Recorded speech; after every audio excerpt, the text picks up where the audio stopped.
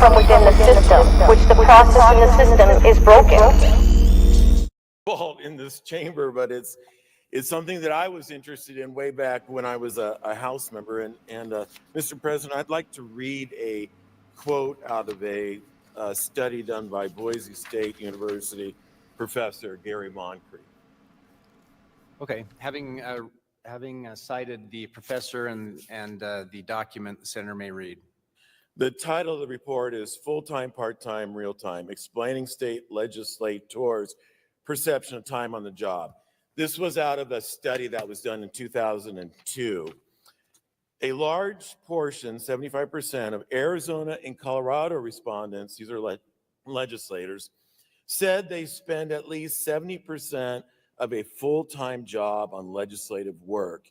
And over 2/3 of Missouri and Oklahoma legislators made the same claim.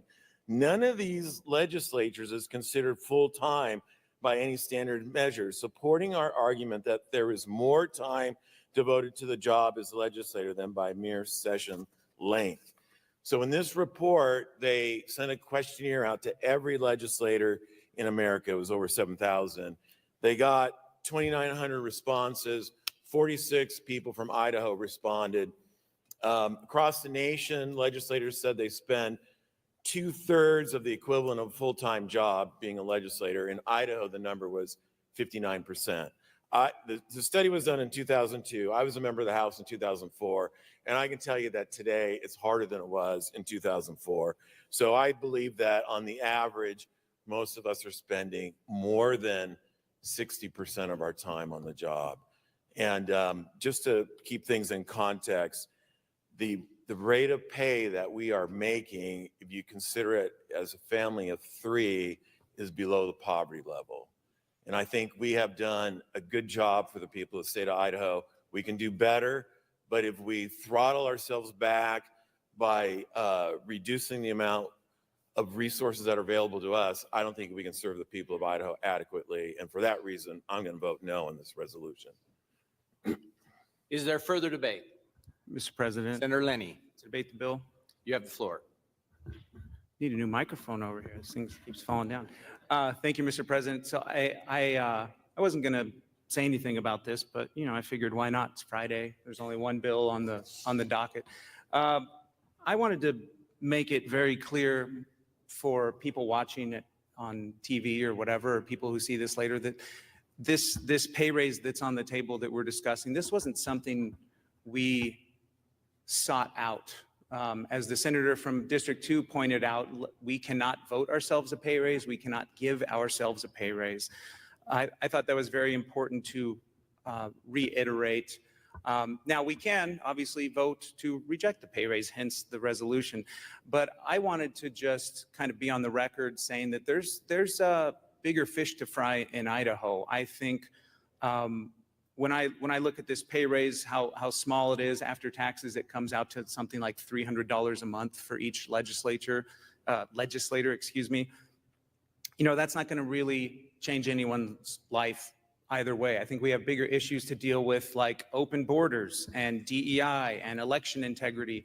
These are the reasons I believe our constituents sent us here. So this issue, this resolution, there's been a lot of noise. We've all seen the texts and the emails coming from out-of-state lobbyists. So I think when I look at this issue, I personally feel, for me, I'm not attacking anyone, but I personally feel like this was something that was hoisted on us by kind of out-of-state groups.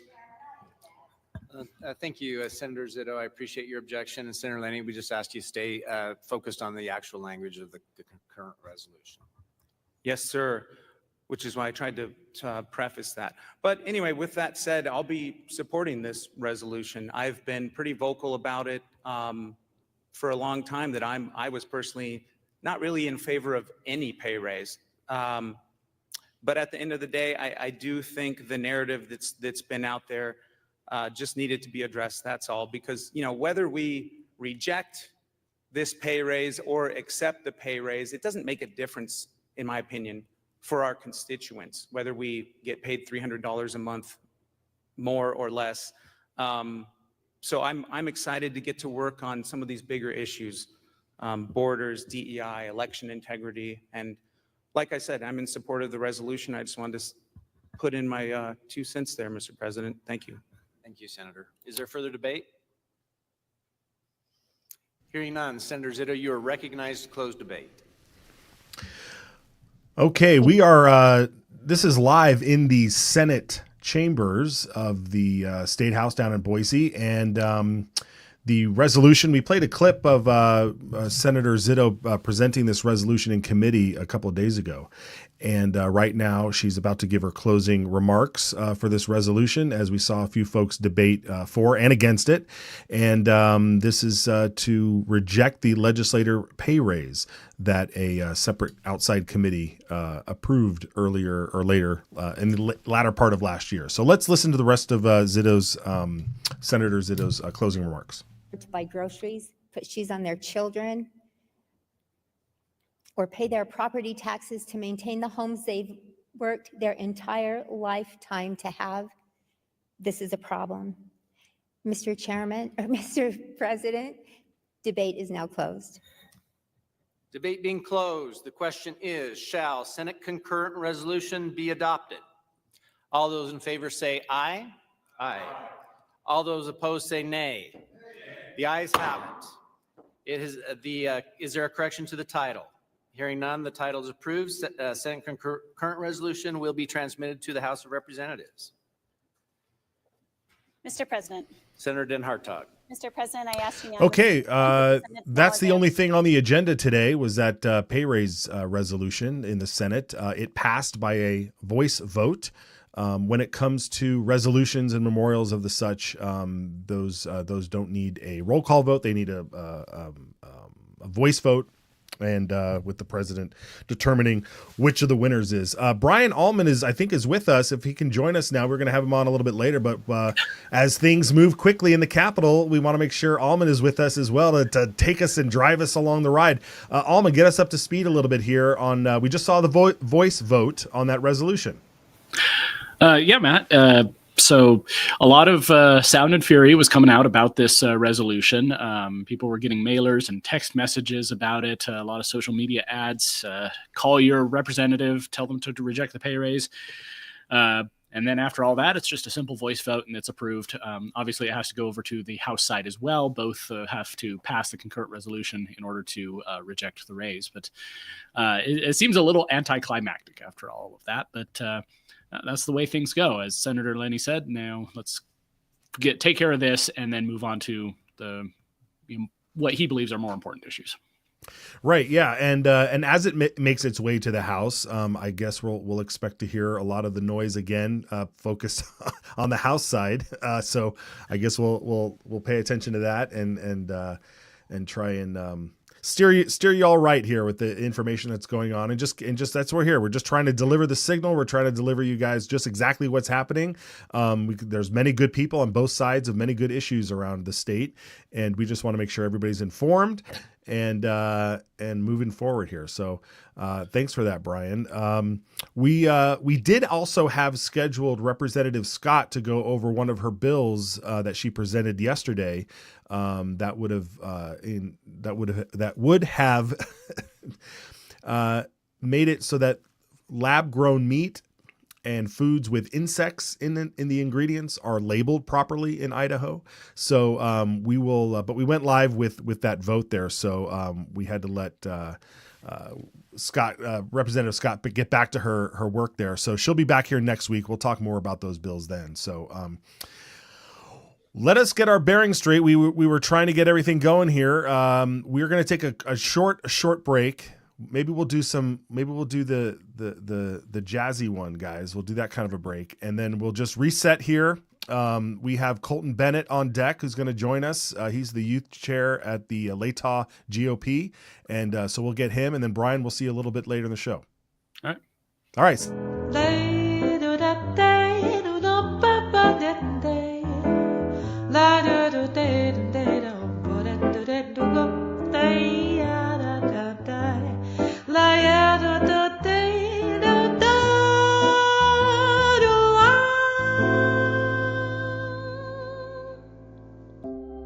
Idaho is the dirt under your fingernails after an honest day's work. Idaho is the hug around your neck when your daughter spells her first word. Idaho is the written word of the law, steadfast and impartial, guarding liberty for all. Idaho is the family rifle passed down, a legacy of protection and the right to stand firm. Idaho is the echo of your own voice, unshaken and free, standing tall among the world's silenced. Idaho is the home that's built to weather storms, not empty wallets. Idaho is the quiet trust between a patient and healer, unbroken and sacred. Idaho is the hymn carried by the Spirit, gathering neighbors together in faith and purpose. Idaho is the laughter around a campfire, a family's bond growing stronger with every word. Idaho is the pioneer's will, firm and clear. We govern ourselves, free and unbound. Idaho is what America was. Let's keep it that way. Ask your legislator to sign the Citizens Alliance of Idaho pledge to preserve our shared values. We ride together. All right, everybody, welcome back. My name is Matt Edwards. It is January 17, 2025, a Friday, just a few days before President Trump becomes president again. Boy, it's going to be a fun weekend around this country, especially on Monday. And so I'm so glad that you're here with us for the next 45 minutes or so. We just watched live in the Senate. We had Brian Allman. He'll be back on in a little bit, but I wanted to invite on Colton Bennett, and he is the state youth committeeman for Latah County. He's also a veteran, so thank you for your service, sir. And I wanted to, I've been so impressed with some of the folks younger than I, and younger than the folks in the legislature, who have made such great arguments throughout the state for conservative values. And anytime we meet someone like you, Colton, I just want to make sure we highlight and get everybody to know who you are. So welcome to the program. What got you started in politics and starting your political career? Hey, Matt, thank you so much for having me on. How's my audio? So does it sound all right? Yeah, it sounds good. Sounds good. Great. So politics, how did I get started? I first became fascinated with politics when my mom took me to vote in 2008 when I was just a little youngster. And we went in and we voted for Ron Paul. And I thought that was the coolest thing ever. Here in the United States, we get to elect people and we get to decide our own rules through the ballot box. And so 9 years old at the time, but I just was obsessed with this idea of politics and government from that age on. And then in 2016, I got to be involved with the Ted Cruz campaign. I managed his campaign in Summit County, Utah. Great experience, got to meet a lot of people.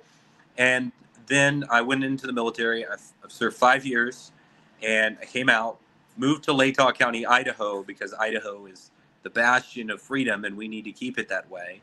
And I got involved in the local Republican Party since then. So that's kind of how I got started. What keeps me going is, it can be discouraging to see everything going down at the federal level, the debt, the spending, the broken promises. But here in Idaho, we are a shining example of what liberty, freedom, and conservative values is all about. And that's worth keeping. Yeah, amen, brother. That sounds great.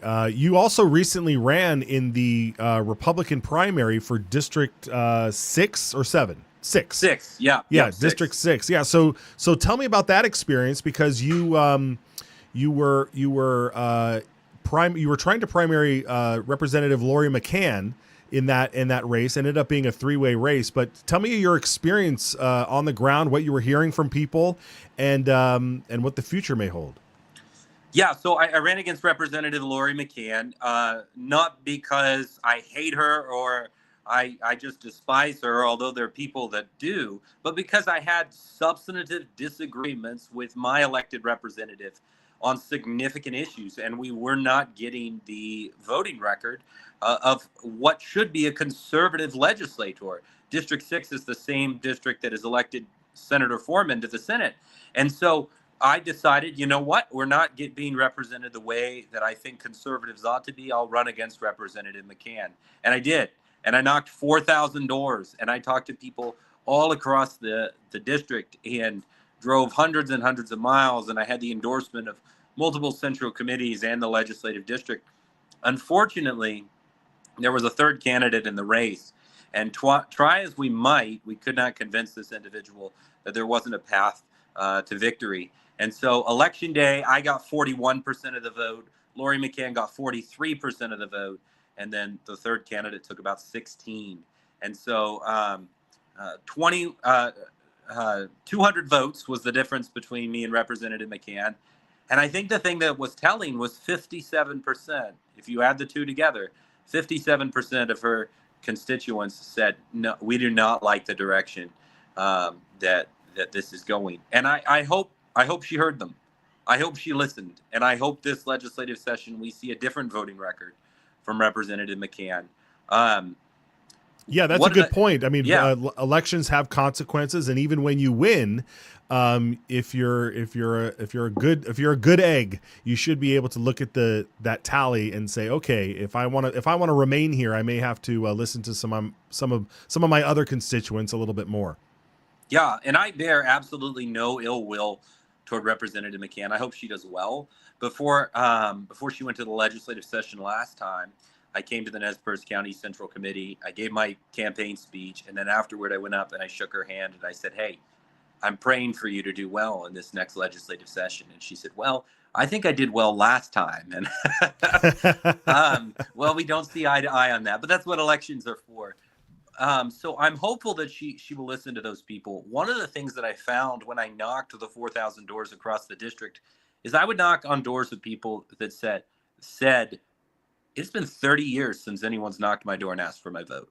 Wow. 30 years. Nobody has bothered to drive down here. I think that was in Peck, Idaho, and knock on my door and say, hi, this is who I am. I'm running. I'm a conservative and I want your vote. No one had done it in 30 years. And I really believe that there's a lot of folks that they feel like their politicians, their representatives are just not listening to them. And a family name and a lot of money is not being a good representative. So we had an election. It was a good contest. Representative McCann won. She's back, and I hope we see a very good voting record from her this time. Yeah, well, that's what we're doing. We're going to keep tabs on all of those folks down there and see how it goes. So that's what I kind of want to ask you about now. We want to make sure that when people watch this program, they walk away with some sort of action. They walk away with some sort of motivation to stay involved in stuff. What are you doing? You're the state youth chair for Lake, or youth committeeman, however it's supposed to be said, for Latah County. What are you doing to activate the youth and activate your fellow Republicans and conservatives in your county to stay involved and make a difference? Yeah, so I'm the state youth committeeman from Latah County. I'm also an elected precinct committeeman, so I have dual responsibilities. But to answer your question about the youth first, one of the things, and I'm a part-time student at the University of Idaho, just wrapping up my bachelor's there while I'm working full time. But I've met a lot of young people on the campus, even liberals, self-proclaimed socialists. And I've invited them and got them to come to Central Committee meetings or go to college Republicans meetings on the campus. And we've had a lot of really good conversations. And one of the things is there's a lot of students on the University of Idaho campus that are more conservative than the media wants to give them credit for. They're more conservative, and they do not get the attention, the focus of the press. It's all rainbow flags and lattes, and you would get the impression from reading the paper that the University of Idaho is full of a bunch of leftist students, and there are leftists there. But the fact of the matter is there's a lot of conservative young people, particularly in the agricultural programs or the engineering programs. And the general sense that they feel is that they're not valued on the campus. Their perspectives aren't valued. Their views aren't valued. what they believe isn't valued, because all their professors, I had a calculus class where at the beginning of the class, we were issued forms that asked us to list our preferred pronouns and identity. And I did not participate in that. But there's a general feeling among those young people that they're not listened to. So what we did this last election is we engaged them. We communicated with them. I wrote op-eds for the school newspaper. I participated in local forums on the college campus to talk to those young people.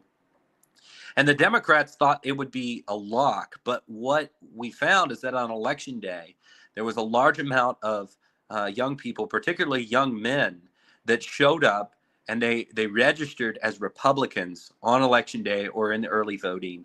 And we don't know how they voted, but the results were pretty compelling. Even in the college campuses, Republican candidates in those precincts pulled incredibly well. So just mobilizing those young people, letting them know that they have a voice, that we care what they think, and it goes a long way.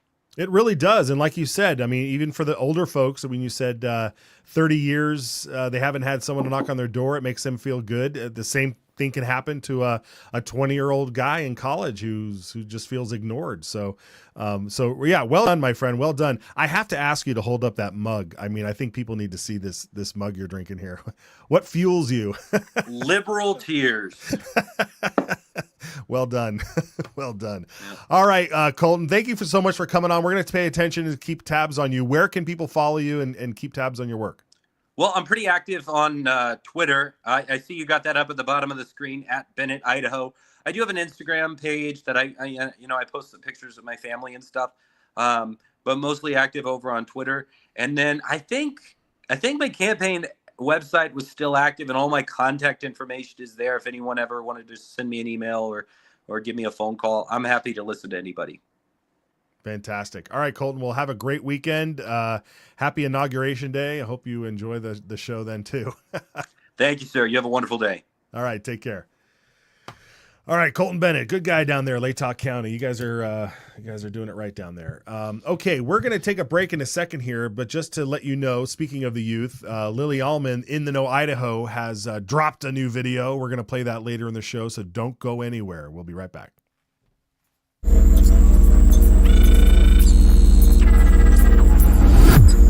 to start making Idaho first, meeting the needs of Idaho families.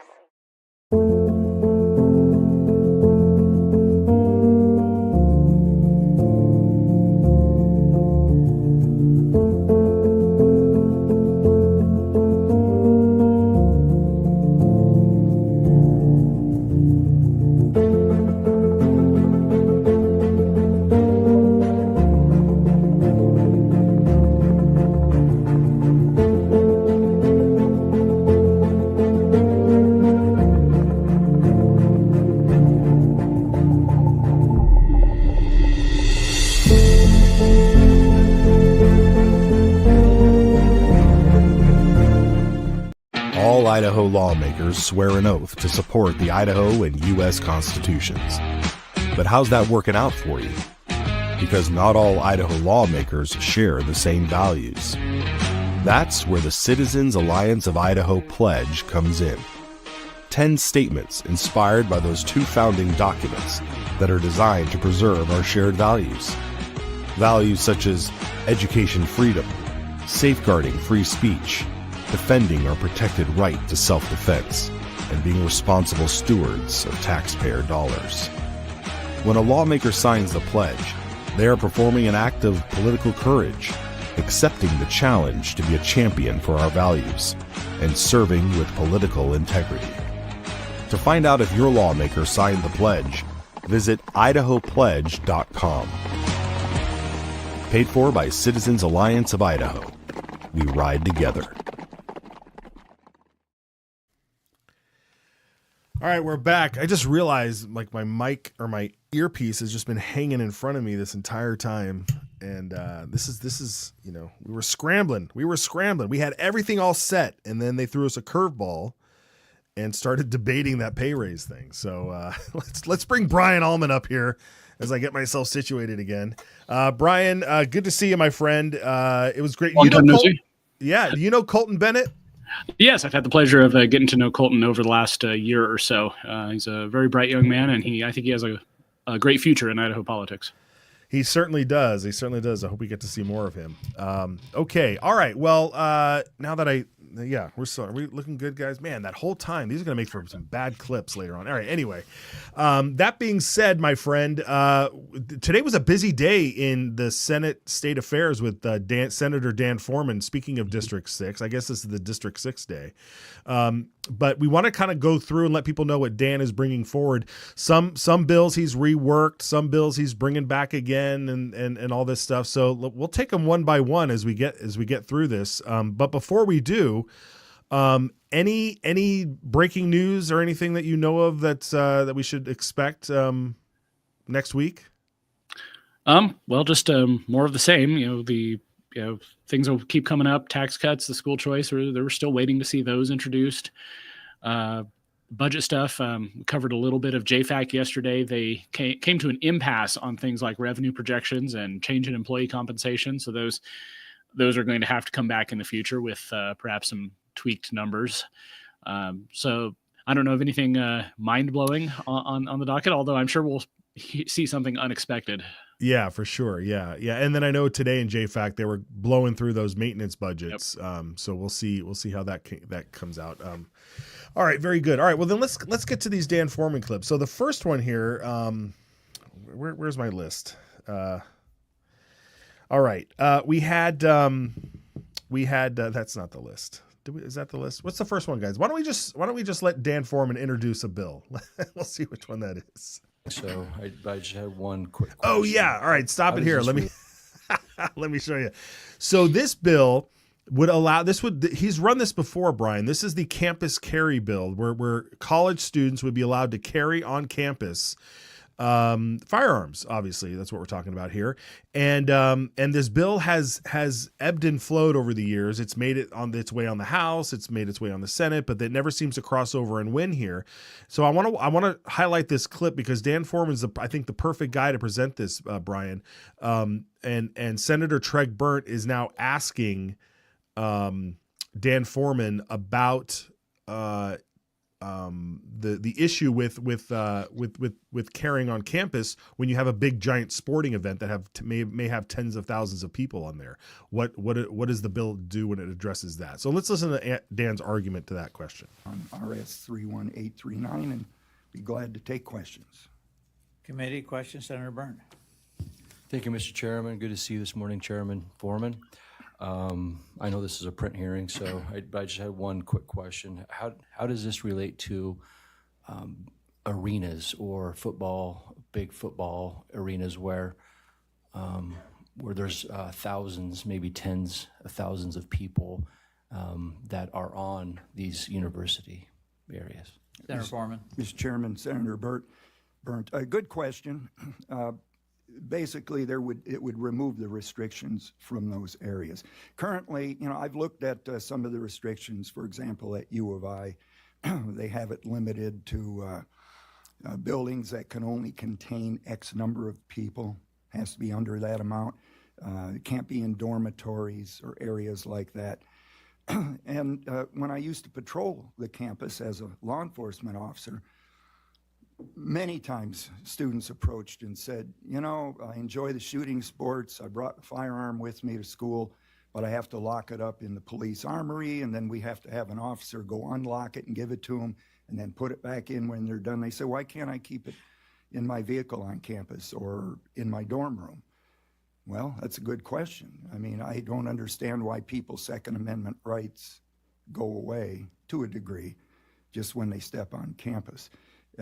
Now, there are concerns. Some people say, well, this could lead to trouble. Well, I patrolled that campus for many, many, many years. We didn't have those problems. We have to have a little faith in our Idaho citizens. They're college students. They're just as intelligent and law-abiding as anyone else. And quite frankly, many people on campus are carrying already for their own, safety and protection, which I don't advocate if it's against the law, but, there is a need for it. Very good. All right, Brian, what's your take on this bill? Like I said, we've seen this before in various forums and various sides of the State House.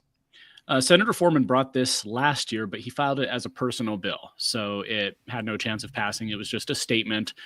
So I'm very glad to see that he's brought it as an actual bill and that it has now been printed by the Senate State Affairs Committee. It's a very short bill. It's just one paragraph. It says that essentially that colleges and universities, public colleges and universities, can't go restricting your Second Amendment rights. There seems to be a debate over what college is and college students. Are they adults who have all the same rights as everyone else, or are they children that need to be protected and need to have gun-free zones and safe spaces from speech and things they don't want to hear? And that's another debate as well. But I think this is pretty straightforward. If you can carry concealed one place, why not another? Especially if you're a college student and this is your home and you might consider having to defend yourself at some point. Yeah, I agree. This is a bill that we're going to keep tabs on for sure.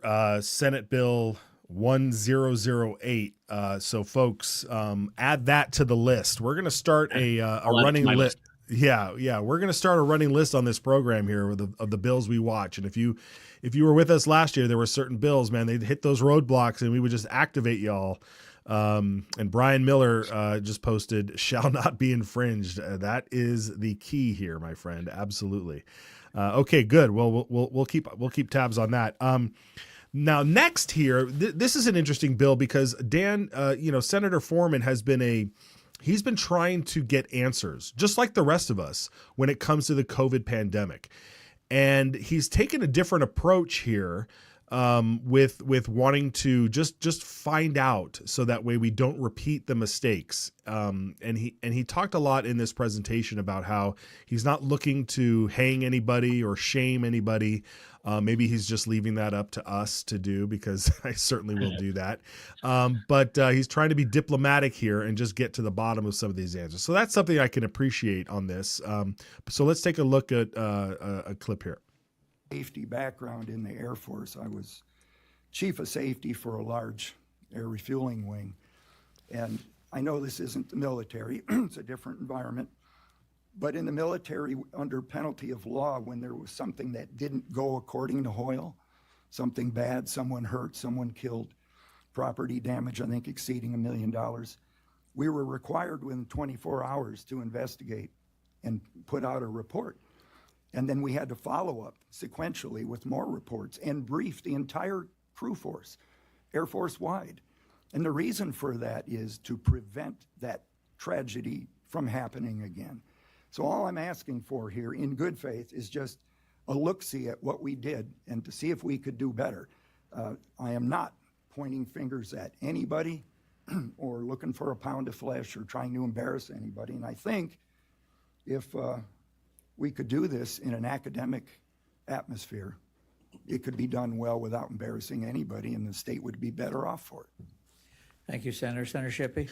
Yeah, there we Mr. go. Chairman, They agreed to print the bill, Brian. So that's good. So again, this will be a concurrent resolution that will launch a committee. Yeah, it would create a committee to investigate the response of the state of Idaho and other government entities to the COVID pandemic, and whether or not those responses violated the law or constitutional rights or circumvented anything. It seems like so far away now. It seems like a long time ago. A lot of people just want to move on and move forward. But if we're going to potentially face another pandemic of some sort, we need to be ready, not just to handle it, but also to handle it properly, according to the law, according to the Constitution, in a way that respects the rights of individuals. Think back to February, March, April of 2020. It was a mad rush as there was no regard for the law, no regard for the Constitution, no regard for the rights of individuals or of business owners or of churches. Governments were just falling over each other to do emergency declarations and mask mandates and shutdowns and stay-at-home orders. And yeah, we need a reckoning for that. And I agree with Senator Foreman. This isn't necessarily going to be a witch hunt to search for somebody to put the blame on, but we need to see how that happened and how we can prevent it from being happening again in the future. Yeah, I agree. And what you just said reminded me of a a scene from The Office when there's a when there's a fire drill that happens, and like Michael Scott runs out and go, okay, it's happening, and the whole place just like goes bananas, and it's as if it was as if our government was acting the same way, like they're just like, oh my God, this is what we were built for. And then they just like threw everything at the wall. Shut this down, close that up, do this, wear that, stay away from here, stay away from there, get a jab, get this. I mean, it was just like, it was absolute mayhem. The further we get away from all that, the more I just look back and think, these people were insane. They were absolutely insane. And we need to get some of these insane people out of there. So I appreciate Dan Foreman saying, let's go back, look at the mistakes. I'm going to take those findings if this thing gets through. And then we're going to go find those people again and make sure that they are not in positions of power, or that they have those powers stripped of them. And I think that's part and parcel goes with some of these other bills that have been stopped before, like banning masks, mask mandates and that sort of thing. Maybe this legislative committee will have these findings that then those bills can stand upon and have a bigger base of foundation to get through. Because I don't know if we're going to see a bunch of these trying to mitigate government force get through the legislature without some sort of in-house expert, findings. I don't know. Yeah. Very good. Okay. Well, like we said, Dan Foreman had a bunch of his other bill that he had up there. We don't have a clip for would ban the World Health Organization from having any sort of control or influence over Idaho. It would keep the WHO out of Idaho. So he that one also I think got printed. And then this last one here is a total repeal of a statute, just total repeal. And again, this is something that he's brought forward before. I've seen it multiple times brought on the House side, on this side. And this would just remove language from our Constitution, I believe, Alman. Not the Constitution, just Idaho Code. It would be the code. Idaho Code 46-802, which was originally passed in 1927, that prohibits unorganized militias. So you're not allowed to have a group of men get out and, train with weapons and call themselves a militia, though I don't think it's enforced, because I know of at least a couple of groups that are doing that now. But it also disallows such groups from then participating in parades with their names and carrying weapons. But yeah, that section of law comes from 1927, as Senator Foreman said in the hearing, that it's an ancient statute. It denies both the First and the Second Amendment, and so why not get rid of it? Yeah, why not get rid of it? So just for kicks, folks, let's watch Dan Foreman present this RS. RS 31840. Thank you, Mr. Chairman. This proposed legislation repeals Section 46-802 of Code. This section of code became law way back in 1927. The only impact on the general fund would be the cost to disseminate and change the code. Idaho Code 46-802 prohibits a body of men from associating together as a militia or as a military company or organization. The code calls this type of association prohibited unorganized association. It also prohibits a body of men from parading with firearms in any city or town in the state of Idaho.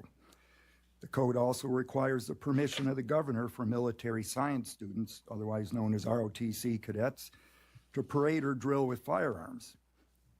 Idaho Code 46-802 should be repealed because it directly violates the First and Second Amendment rights of the citizens of Idaho as found in the Bill of Rights.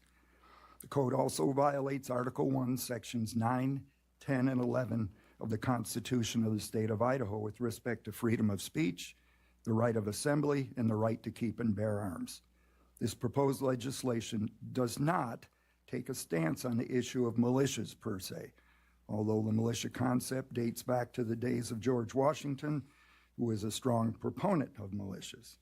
And many do not realize that all able-bodied citizens in the state of Idaho between the ages of 18 and 45 are members of the Idaho Unorganized Militia.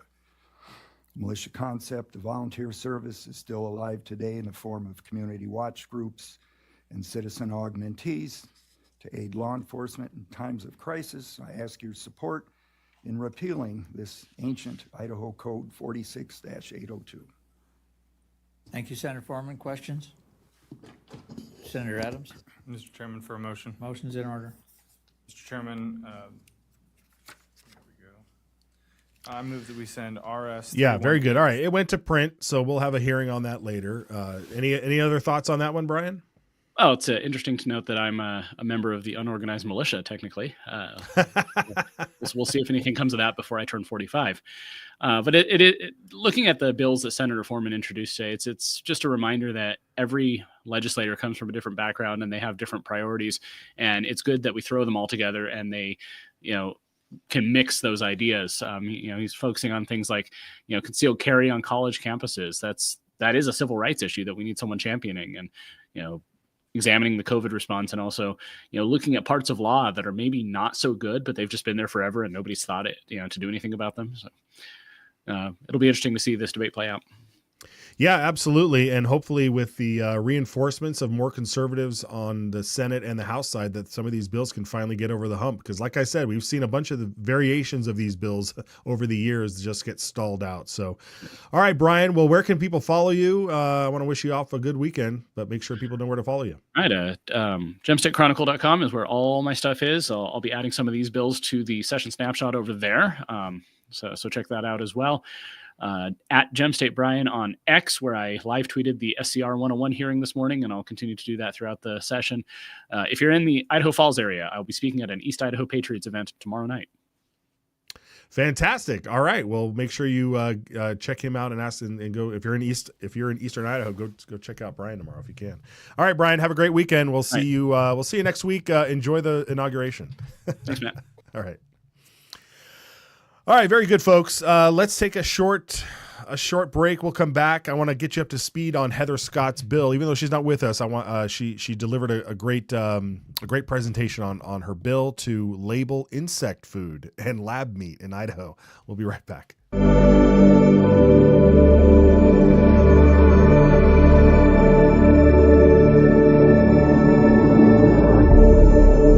That's exactly what happened. You want to pull the tape? You can pull the tape because we now got video. Idaho is the dirt under your fingernails after an honest day's work.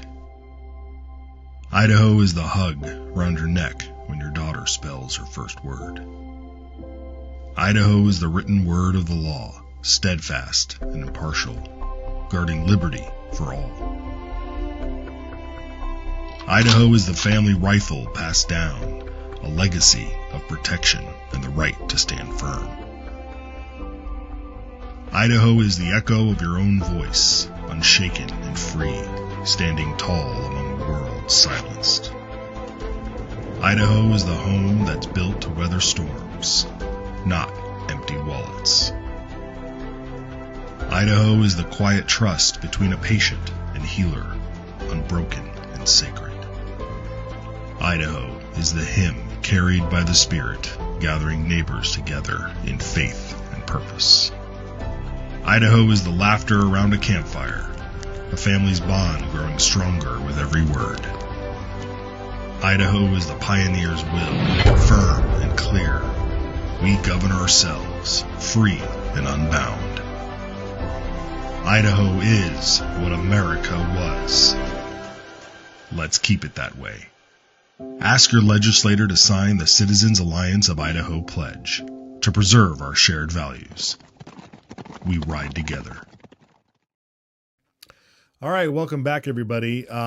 Like I said, we had Representative Scott ready to go this morning, but we went live with the Senate, so apologies to her. We will have her back. She didn't want to stay too long. We've got many things to do in the world down there at the State House, but this is what she was up to yesterday in committee. Watch this. What the bill does is it's adding a new chapter to Title 37 to establish clear labeling requirements for alternative animal proteins, which includes, in this legislation, lab-grown meat and insect proteins. As you may well be aware, being in the Agricultural Committee, this is a rapidly evolving market, and new products such as lab-grown meat and insect proteins are becoming more and more common in the news cycle. As for the insect market, you can find insect proteins, particularly cricket flour, in some notable brands, including XO, which does protein bars made with cricket flour, Chapul, which does bars and protein powders. Biddy Food uses crickets to create cookies and flours. Seek does pastas made and baking mixes with insects. And then another company, Bagito, which specializes in insect snacks. I think that's more like the suckers you see with the actual insect on it. As for the lab-grown meat market, what this is it's cultivated or cell-cultured meat that is made by culturing animal cells in vitro to create consumable products. This was approved in the U.S. back in June of 2023, and it actually was in restaurants and coming to market. At this point now, you cannot buy it in our country or any restaurants or in the markets, but it is a $127 million industry, and this industry is expected to grow to a $176 million market by 2023. So what lab-grown meat is, they promote it as it's environmentally sustainable product. They tout that it improves animal welfare compared to traditional livestock farming. I'm guessing there'll be a lot of Idaho ranchers and constituents and that maybe disagree with this premise, but it is coming.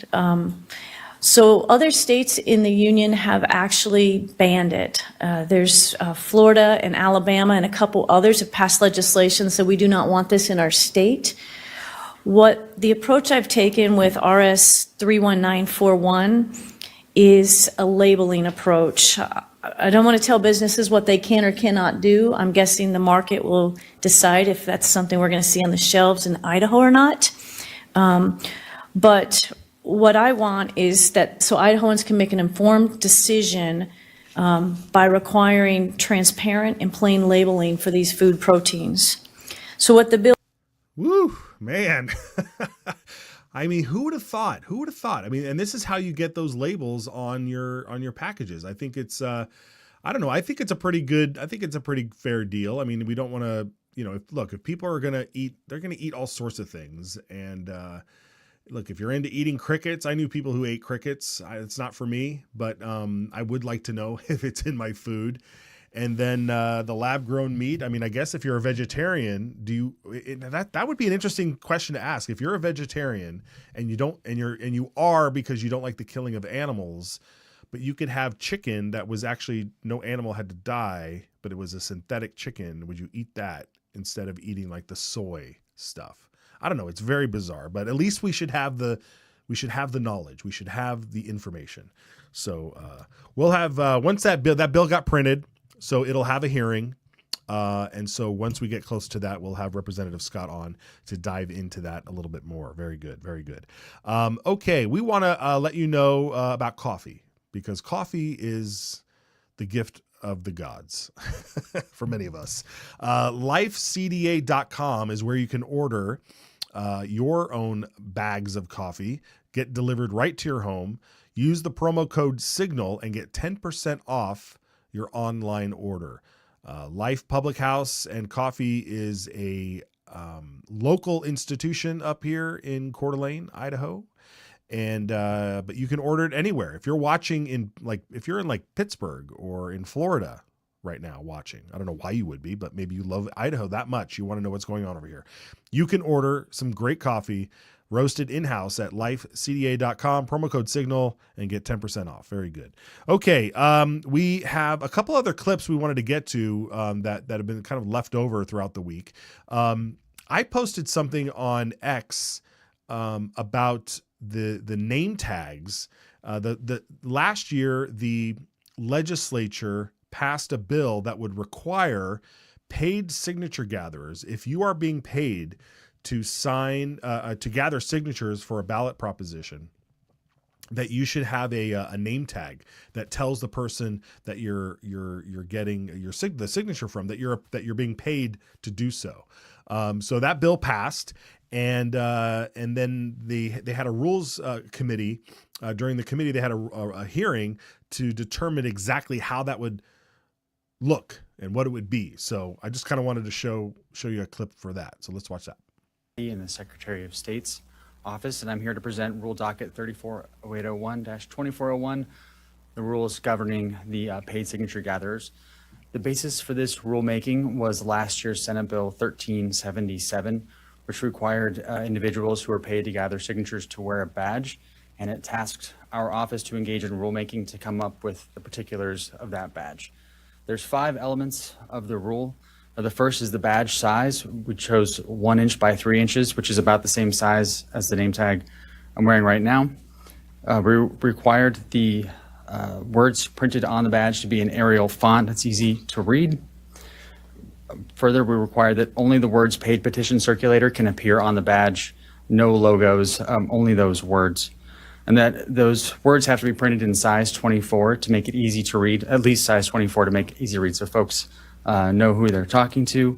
And lastly, that it be on a white background with in black lettering, so high contrast to stand out. And the last part of the rule is the template of what it should look like. This rule was published twice in the bulletin over the summer and fall, and we did not receive any public comments. Mr. Chairman, members of the committee, we would ask that you send this to the floor with a do pass recommendation. I'm happy to stand for any questions. Thank you, Mr. McQuaid. Any questions? All right, there it is. So that's what the little name tags would look like. And I thought that was also interesting to like take a peek into who makes these decisions and how does it happen. They pass a rule and then they have to actually implement it. And then this is the process. So they still have to it still has to get approved by the legislators. And so that's how it goes. You know, an interesting thing I learned is the Gadsden flagged license plate. If you guys are waiting for the Gadsden flagged license plate, we had Senator Nichols on a couple weeks ago. I don't know how many times we've been on the air. It was probably just last week.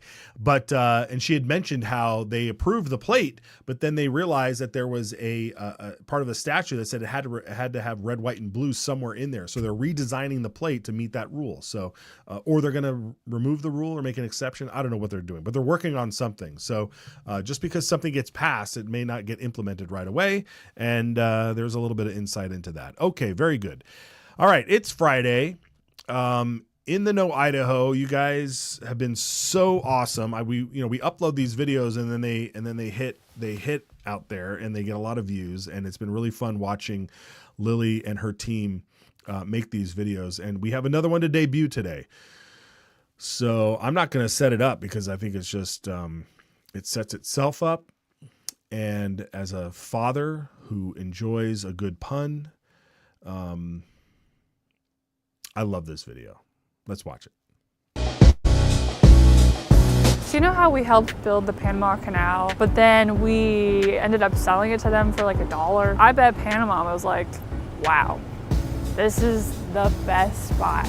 But we're gonna take it back soon, so it's whatever. So the economy's turning around. We might even be able to hit some more realistic targets when it comes to our spending, because this national debt's out of control. Man, with Trump coming into office now, we're gonna close up the border. Hopefully we're not gonna hear about anyone else eating cats and dogs, because I mean, that's just depressing. And hopefully we can shut down these help centers after all this. It just freaks me out how the Chinese are always trying to spy on us. They've got the balloons that they're sending over. They've got TikTok. I hope we don't fall for anything like that again. That would be really embarrassing. Over the next 4 years, we may see the return of common sense in America. We may see the total disintegration of woke culture. We may see Boeing learn how to build a plane again.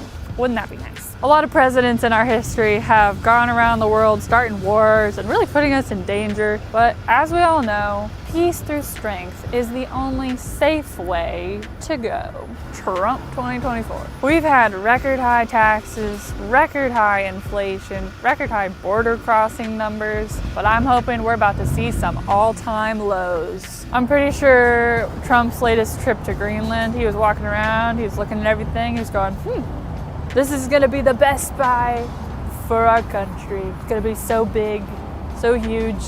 We love huge land. We're gonna make Greenland great again. Is there a cat and dog helpline?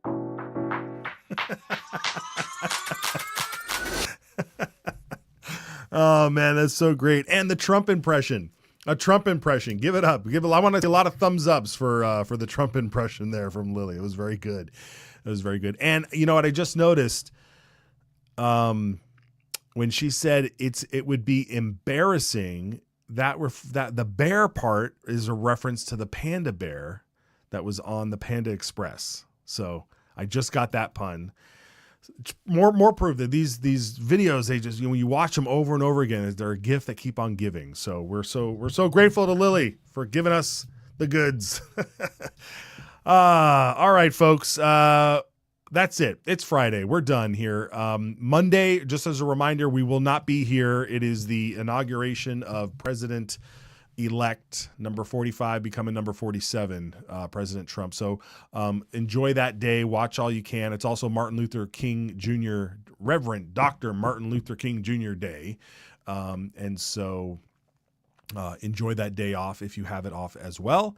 And it's also the national championship game. I mean, what a big day. Ohio State versus Notre Dame in the national championship game. So that's a lot of good fun. A reminder, head over to idahosignal.com to support the program and find out where else you can support us. And of course, over the weekend, leave your message. Call this number and leave us a rant or a praise, something. 208-402-4915. Thank you, Brian. You have a great weekend and Inauguration Day as well. But folks, give us a call. We'll play your voicemail on the air, and we may even take some live calls later on when things get really spicy. So if you're watching on X, head over to YouTube and follow us there. If you're watching us on YouTube, go over to Facebook. Make sure you're following us there. If you're on Rumble, make sure you go back to YouTube and hit click yes, follow there. And if you're on Telegram, make sure you go to all the other ones and click follow. And if somebody sent you this video and you have no idea what you're watching or where to find us, idahosignal.com. Thank you, everybody. We'll see you next week. Take care. This bill, I think, it puts a stake in the ground that says we have a sovereign right to protect what's ours.